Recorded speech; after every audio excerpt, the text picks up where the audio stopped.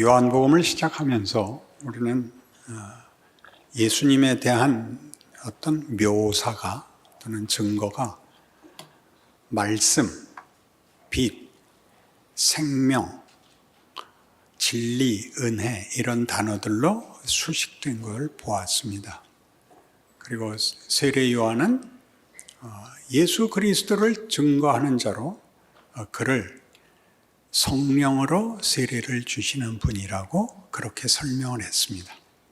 그리고 이제 2장에 와서 예수님께서 드디어 그 첫 행보를 혼인잔치에서 포도주가 떨어진 그 잔치를 물로 포도주를 만들어 기쁨을 충만케 하시는 일로 시작하여 우리 성경적 표현으로는 11절에 있는 바와 같이 예수께서 이 첫 표적을 갈릴리 가나에서 행하여 그의 영광을 나타내심에 제자들이 그를 믿으니라.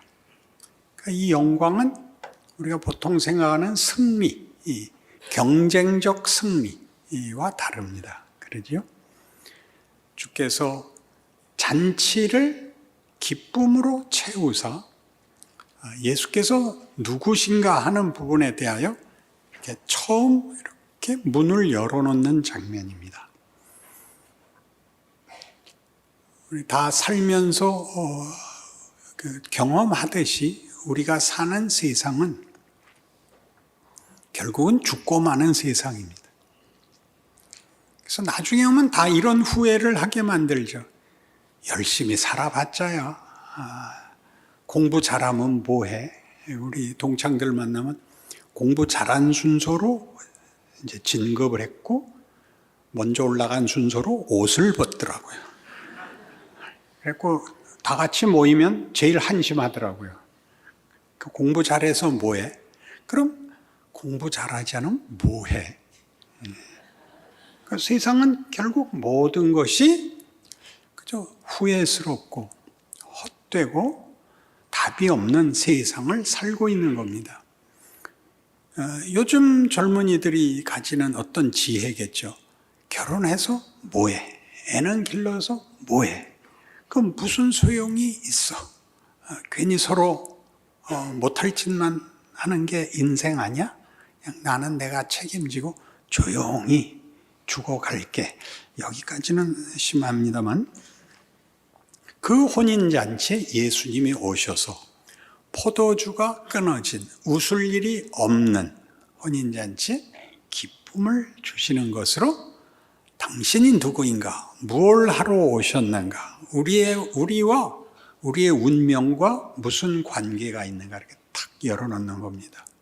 세상은 결국 사망이 끝이고 그래서 공포와 분노의 현실을 살아야 되지만 예수로 말미암아 기쁨과 승리와 영광된 운명의 장을 열었다. 이라는 것이 첫 표적의 가치입니다. 그래서 예수님이 영광을 받으시는 겁니다. 우리가 알던 세상을 바꿔놓으셨구나. 절망과 비극의 인생이 아니라 이제는 소망을 가질 수 있구나.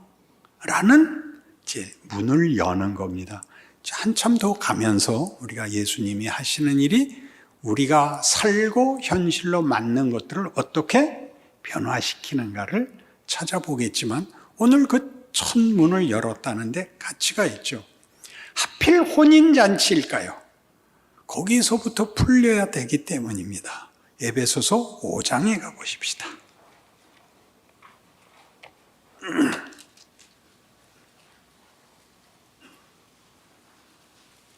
에베소서 5장 8절에 가면 너희가 전에는 어둠이더니 이제는 주 안에서 빛이라. 빛의 자녀들처럼 행하라. 빛의 열매는 모든 착함과 의로움과 진실함이 있느니라. 주를 기쁘시게 할 것이 무엇인가 시험하여 보라. 너희는 열매 없는 어둠의 일에 참여하지 말고 도리어 책망하라. 그들이 은밀히 행하는 것들은 말하기도 부끄러운 것들이라.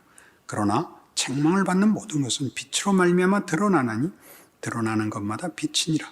그러므로 이르시기를 잠자는 자여 깨어서 죽은 자들 가운데서 일어나라. 그리스도께서 너에게 비추이시리라 하셨느니라. 이게 무슨 말일까요? 이것은 강요도 아니고 책임을 논하는 자리가 아닙니다.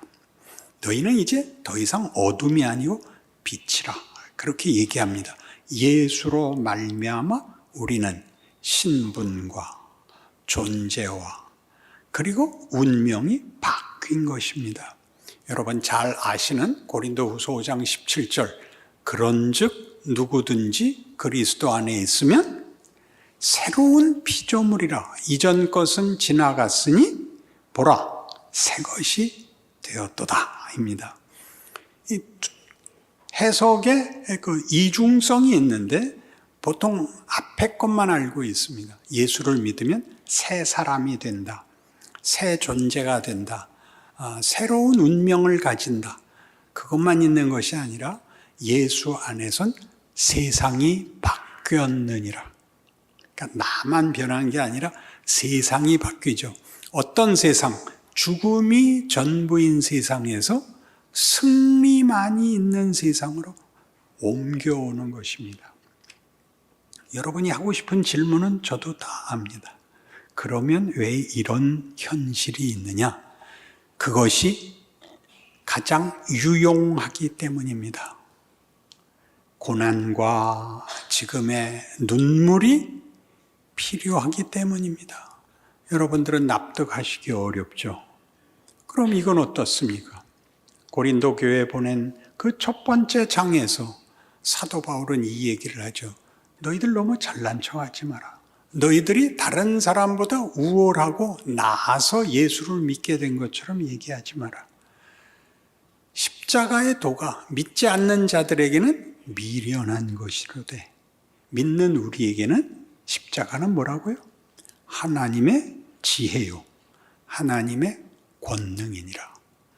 그러니까 고난이라든가 우리에게 벌어지는 어떤 장애들은 하나님의 지혜와 권능으로 우리에게 요구되고 있는 과정인 것입니다. 그게 없으면 어떻게 되기 때문이죠? 그게 없으면 그냥 개구리가 되지 않은 올챙이 같이 될 겁니다. 팔뚝만한 올챙이. 하나님이 원치 않으십니다. 우리를 닥달하시는 것이 아니라 이 시험이 예수님께서 우리를 구원하시는 방법이 우리로서는 이해할 수 없는 신이 우리 손에 죽는 방법으로 우리에게 모욕을 받고 우리에게 저주를 받는 방법으로 이루사 부활을 만들어내고 영광과 승리를 증언하신 것처럼, 그러니까 영광이니 승리니 하는 것들이 우리 개념과 다른 것이죠. 예수님의 영광, 가나 혼인잔치에 물로 포도주를 만든 것은 이 어떤 초월적인 사건이 문제가 아니라 무엇을 목적하시는가? 우리에게 기쁨을 주기 위하여 주께서 무엇부터 하셨다고요? 혼인의 기쁨을 회복하고 삶의 기쁨을 회복하고 각각의 일상이 하나님께서 우리를 기쁨과 감사로 인도하는 것이라고 장을 열고 있단 말이죠. 정말이요? 에베소서 5장 지금 더 나아가서 22절, 아내들이여 자기 남편에게 복종하기를 주께 하듯하라. 이는 남편이 아내의 머리됨이 그리스도께서 교회의 머리됨과 같음이니 그가 바로 몸의 구주시니라. 그러므로 교회가 그리스도에게 하듯 아내들도 범사에 자기 남편에게 복종할지니라. 예수 믿는 모든 여자 신도들이 싫어하는 성경 본문입니다. 복종하라를 오해해서 그렇습니다. 여기서 복종하는 것은 지도를 따라가라, 그런 말입니다. 마음껏 먹어라, 이 생수를 마셔라, 이런 거죠. 여기 있는 흙탕물 먹지 말고 이 생수를 마셔라, 그런 뜻입니다. 네 남편은 너에게 있어서 복과 기쁨과 기적과 승리의 주인공이다. 그러니 남편에게 복종하라는 거죠. 현실은 물론 안 그렇습니다. 그러나 그것이 하나님의 방법입니다. 예수를 믿으라를 그 어떤 철학자가 이렇게 표현했다고 여러 번 증언했죠. 어떻게 십자가에 달려 죽는 신을 믿으라고 하는가? 그렇잖아요. 그거 하나 면할 힘도 없는 신을 어떻게 믿으라고 하는가? 어떻게 신이 인간을 위해서 기도하는가? 성령께서 말할 수 없는 탄식으로 우리를 위하여 간구하신다. 말이 되는가? 우리가 빌어야지. 우리는 왜곡되어 있는 것이죠. 죄는 거짓입니다. 왜곡입니다. 그리고 부패입니다.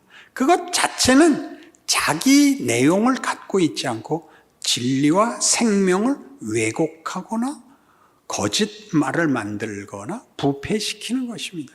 우리는 생명과 삶과 현실과 정황들을 다 왜곡당하고 있고 스스로 자폭하도록 시험을 받고 있는 현실을 살고 있는데 예수께서 오셔서 우리를 믿음의 세계로 끌고 나가는 겁니다.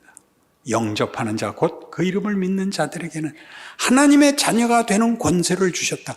여기서 믿으면은 조건이 아니라 새로운 세상의 원리가 된 겁니다. 그동안은 뭐였다고요? 지가 한 대로 받는 거였죠.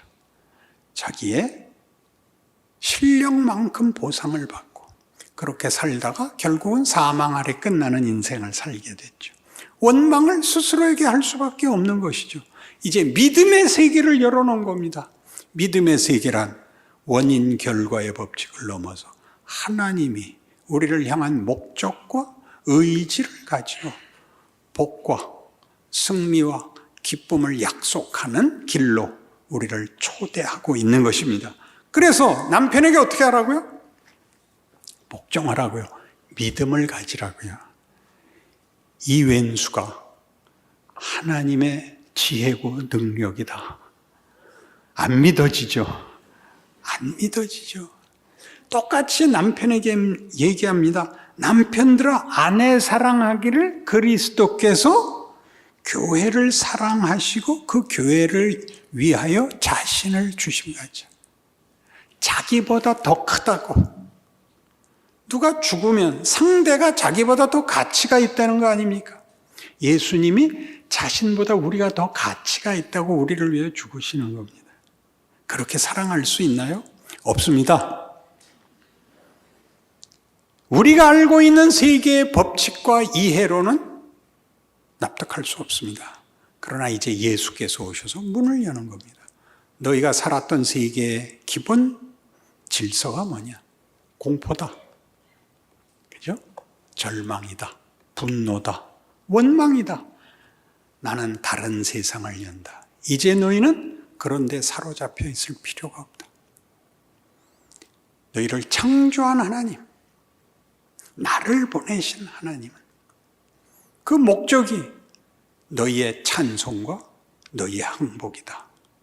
여기에는 믿음의 원리가 작동한다. 여기에는 기적이 있다. 여기는 은혜가 넘친다. 여기는 하나님이 권능으로 일하신다. 너희는 너희를 잊을지라도 하나님은 너희를 잊는 순간도 없고 너희를 외면하는 순간도 없다. 이게 이제 복음인 것입니다. 그 믿음을 가지고 여러분의 현실을, 이 현실이 하나님이 우리에게 요구하는 내용을 만드는 하나님의 지혜고 하나님의 권능이다 라고 수긍을 하셔야 됩니다. 그러지 않으면 어떻게 됩니까? 금방 다시 원망으로 돌아가죠. 금방 다시 분노로 돌아가죠. 해둘 말이 있습니다. 화를 내면 얻는 게 없습니다. 화를 낸다고 해서 항복하는 인간은 없습니다. 화는 내면 고스란히 자기가 결과를 뒤집어 써야 됩니다. 다시 얼굴 보기 민망합니다. 그렇지 않습니까? 제가 보복하지 않는 이유가 뭐라 그랬죠? 분노하지 않는 이유가 그게 명분이기 때문이 아니라, 그게 멋있는 일이기 때문이 아니라 그렇게 해서 결과를 얻는 방법은 되지 않기 때문입니다. 사람은 화를 내면 같이 내지 꼬랑지 내리지 않습니다. 그건 강아지나 그러지 사람은 그걸로 항복하지 않습니다. 그런데 자기도 안 하는 것을 우리는 습관처럼 합니다. 왜요? 불안하기 때문이죠. 현실에서 일어나는 일이 이대로 그냥 망하고 말 것 같죠. 복음이 들어오는 겁니다. 예수를 믿는다는 말은 우리 보고 네 보이는 그 세상의 조건들 속에 지금 빛이, 생명이, 진리가, 약속이 들어왔단다. 너희는 거기에 속한 자들이다. 그러니까 멋있게 굴어봐라. 위대하게 살아봐라. 그렇게 말하는 거죠. 예수님도 웃고 그 생애를 살진 않았습니다. 예수님이 웃으셨다는 기록이 없대요. 힘드셨으니까. 최선이 뭐였죠? 침묵하는 거였습니다. 그가 고난을 받을 때 그 입을 열지 아니하였으며 마치 도수장에 끌려가는 어린 양과 털 깎는 자 앞에 잠잠한 양같이 그 입을 열지 아니하셨도다. 누구에게 설명을 하거나 누구를 납득시키거나 누구를 원망하는 것은 아무것도 만들지 못합니다. 여러분이 잘 참으면 화낸 사람이 집니다. 설명을 해주지 마십시오. 네가 한 화가 얼마나 헛된 것인가를 설명하지 마시고 가만히 있으면 지발로 와서 자수를 합니다. 우리만이 할 수 있는 거죠. 그것은 처세법이 아니고 그것은 한 사람을 항복시키기 위한 무슨 술수가 아니고 우리가 알고 있는 겁니다. 우리만 알고 있는 겁니다. 그게 뭐라 그랬죠? 세월을 아끼라. 성령 충만을 받아라. 이것은 다 우리의 생애가 우리를 이 기가 막힌 자리로 인도하는 하나님이 원하시는 하나님의 지혜와 능력의 과정이기 때문에 우리가 필수적으로 통과해야 되는 데입니다. 어떻게 통과해요? 여러분, 부부는 어떻게 만나죠? 부부의 관계, 부부가 된 조건, 이유, 공통 분모가 뭡니까? 부부, 콩깍지. 그죠? 몰랐죠. 그런 줄 몰랐죠. 그때 눈에 뭐가 씌웠죠? 하나님이 인도하셨다니까요. 그게 성경이 하고 싶은 얘기입니다.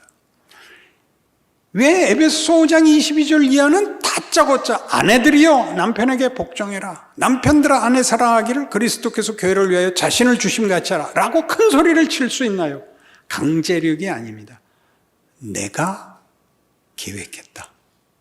내가 너희를 지명하여 짝지었다. 너희 인생은 내가 책임진다. 너희 운명은 내가 책임진다. 걱정하지 마라. 그거죠. 원래 부부가 묶이는 건 사랑 아닌가요? 그러나 성경은 사랑을 그 이유로 들지 않습니다. 사랑은 부부가 당연히 가져야 하는 공통된 조건이지만 우리가 아는 것 같은 것이 아닙니다. 고린도전서 13장에서 사랑은 이렇게 설명됩니다. 환상이 아니다. 천사의 말을 하는 게 사랑 아니다. 산을 옮기는 능력이 사랑 아니다. 자기 몸을 불사르게 내어주는 정열이 사랑 아니다. 사랑은 뭐냐? 오랜 고통이다. 오래 참는 거다. 시간이 걸리는 것이다. 모든 것을 참으랍니다. 어떻게 해요? 성내지 않고 온유하고 무례히 행치 않고 이기적이지 않고 어떻게 하라고요? 모든 것을 믿고 바라고 견디랍니다. 모든 것을 믿고 사랑은 믿는 겁니다. 뭘 믿죠? 하나님이 승리를 주시리라고 확신하고 시간을 붙들고 있는 것이 그게 사랑입니다. 그러니까 사랑은 무슨 근거 위에서만 작용하느냐 하면 믿음 위에서만 작동합니다. 하나님이 이 사람을 주셨어. 내 인생은 하나님이 붙드셨어. 나 옛날로 돌아갈 수 있으면 내 딴 사람 고를 거야. 이딴 소리 안 하는 겁니다. 딴 사람 골라도 마찬가지입니다. 여러분이 하나님이 골라준 사람과 그 둘 사이에서 무엇을 만들어내야 하느냐가 숙제이지 좋은 조건을 고르면 더 나은 인생이 되는 게 아닙니다. 그러니 여러분 각각이 다 이 명령 아래에 있는 거죠. 남편이 남편 노릇하고 아내가 아내 노릇해야 되는데 하루아침에 되는 게 아니라는 걸 서로 인정해야 됩니다. 맞불을 놓지 마십시오. 한 사람이 화를 내면 한 사람이 참으십시오. 그리고 뭘 던질 때는 감 나가는 건 던지지 마십시오. 그렇게 시작하는 거죠. 그렇게 화를 내고 돌아서고, 화를 내고 돌아서고, 절망하고 돌아서고, 속에서 하나님이 일을 하십니다. 뭘 하죠? 우리는 자기 분노와 자기 템포를 고칩니다. 옛날에 유명했던 누구의 동물에 관한 기록에서 로보라는 이리에 관한 기록 기억나십니까? 무슨 제목이 지금 떠오르지 않는데 그 로보가 너무 명석해서 덫을 아무리 놔도 이렇게 몰아가도 다 피해갑니다. 어떻게 잡는지 아십니까? 아내를 유혹해서 잡습니다. 로보 말을 안 듣는 암이리가 하나 있는 겁니다. 로보도 자기 아내한테는 강제를 못합니다. 그래서 그 암이리가 먼저 가서 덫에 걸리는 바람에 로보도 걸립니다. 멋있죠? 늑대들도 아내 사랑은 이렇게 합니다. 목숨을 걸고. 우리가 어디서 고쳤죠? 모든 남자는 아내 때문에 철이 듭니다. 그 모두의 진실입니다. 그리고 모든 아내는 자식 때문에 철이 듭니다. 하나님은 공평하십니다. 뭐가 드나 보십시오. 분노와 자폭을 지나오게 됩니다. 철이 없을 때나 오늘 살고 말지라고 자폭을 하지 나이 들면 그러지 않습니다.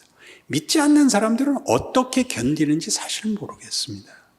우리는 이것이 헛되지 않다. 오늘은 분명히 끝장이 난 것 같지만 내가 내 운명을 내 능력대로 보상받는 것이 아니라 예수께서 십자가의 죽으심으로 승리를 약속하셨기 때문에 내가 내일을 다시 기약하고 잔다. 이렇게 하루를 마무리하는 겁니다. 그것을 확장하셔야 됩니다. 확장하셔야 됩니다. 어떤 율법사가 예수님께 찾아와서 물었죠. 계명 중에 가장 중요한 게 뭡니까? 첫째는 내 마음과 뜻과 정성을 다하여 주 너의 하나님을 사랑하라. 둘째는 이와 같으니 내 이웃을 내 몸같이 사랑하라. 이걸 확장하는 겁니다. 부모와 자식, 이웃, 내가 관계되는 모든 데 확장하는 것입니다. 그게 위대한 것입니다. 우리만이 할 수 있습니다. 우리만이 할 수 있습니다. 스스로를 위해서 하셔야 됩니다. 그리고 하나님 나라의 확장, 하나님 나라의 현실성을 보여주기 위하여 여러분은 선지자로 서 있고 제사장으로 서 있고 왕으로 서 있는 것입니다. 여러분, 나 하나 죽으면 그만이지, 나 하나쯤 어때? 라고 도망갈 수 없습니다. 하나님이 여러분이 가는 데까지 너희가 풀면 하늘에서도 풀리고 너희가 매면 하늘에서도 매인다. 우리 모두에게 준 것입니다. 그래서 이 에베소서는 이 문제를, 이 연합을 얼마나 계속 강조하고 있느냐 하면 4장, 앞에 에베소 4장 13절. 우리가 다 하나님의 아들을 믿는 것과 아는 일에 하나가 되어 온전한 사람을 이루어 그리스도의 장성한 분량이 충만한 데까지 이르리니 이는 우리가 이제부터 어린아이가 되지 아니하여 사람의 속임수와 간사한 유혹에 빠져 온갖 교훈의 풍조에 밀려 요동하지 않게 하려 함이라. 오직 사랑 안에서 참된 것을 하여 범사에 그에게까지 자랄지라. 그는 머리니 곧 그리스도라. 사랑, 충만, 자라남 같은 것들을 현실에 적용하셔야 되는데 명분, 완벽, 보상 같은 것이 먼저 오고 그래서 원망, 분노, 보복, 절망, 외면 이런 비겁한 단어들의 집니다. 그렇지 마십시오. 더 나아가십시오. 에베소서 3장에서는 14절 이하를 보십시오. 이런 기도.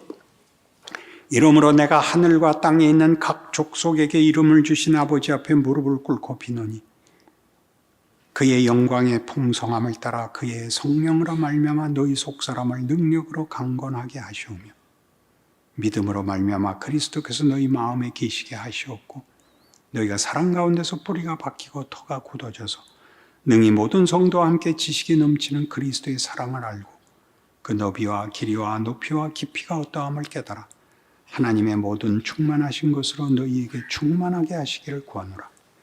우리 가운데서 역사하시는 능력대로 우리가 구하거나 생각하는 모든 것에 더 넘치도록 능히 하실 이에게 교회 안에서와 그리스도 예수 안에서 영광이 대대로 영원 무궁하기를 원하노라. 아멘.